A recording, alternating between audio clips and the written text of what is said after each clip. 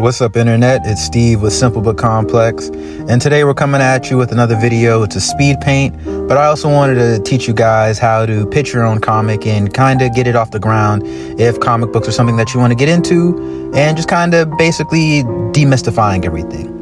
So one of the first things that you think about when it's time to pitch your comic is you have all these ideas that you want to get off your head. You know, you want to tell everybody all the cool things that happen in the story and what makes the story special and what makes the story so different.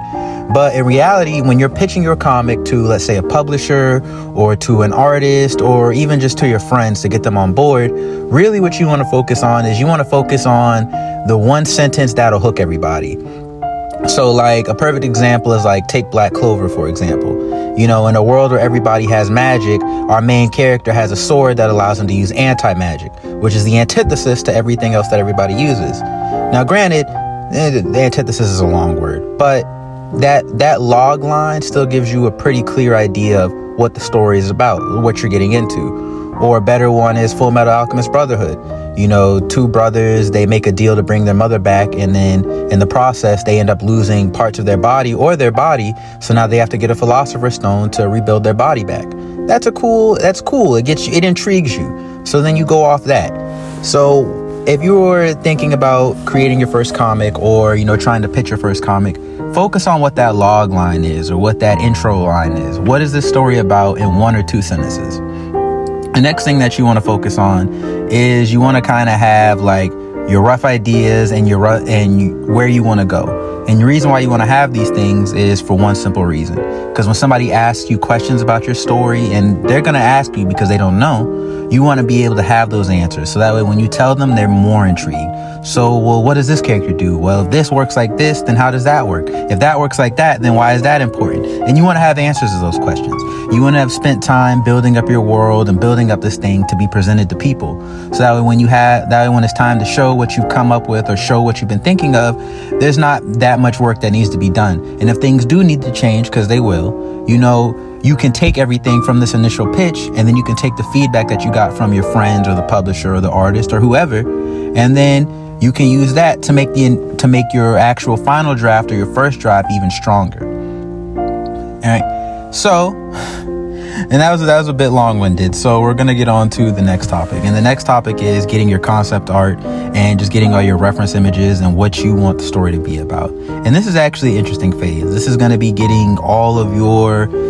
your research phase. So this is going to be where you get everything that you know you're going to need to make your story work. Because again, you're trying to pitch it. You're trying to get somebody on board.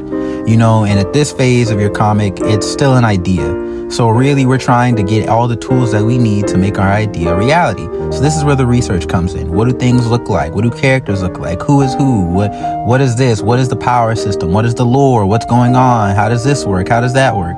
You want to get pictures and references and things that can just show people, oh, this is what this is. This is what this is coming. This is what's coming. So that way when, you know, they have something to latch on to. And I know it's like a lot of vague terms and loose words, but when you're pitching your comic, you essentially want to make sure you have everything presented. It's like going in front of a job. You know, you want to be able to answer who, what, when, where, and why in the best way that you can.